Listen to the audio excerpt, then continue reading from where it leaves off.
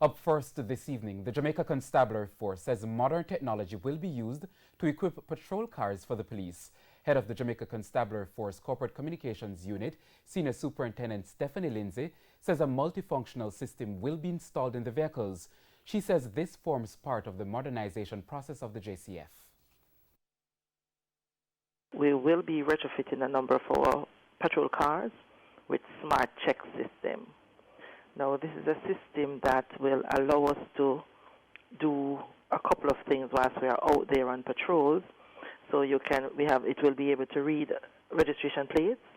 It is equipped with a computer that they can just put your registration plate in, and it will tell us a story about your vehicle, the owner, etc.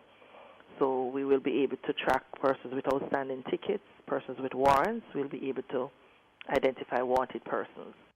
And SSP Lindsay says the newly equipped motor vehicles will be used to monitor major events across the island. So you will also see them where we have big events, national events, because of the ability of the camera to help us to capture what is happening and to zoom back into police control so that we can effectively police those major events. So it will be a useful tool for us in the Jamaica Constabulary.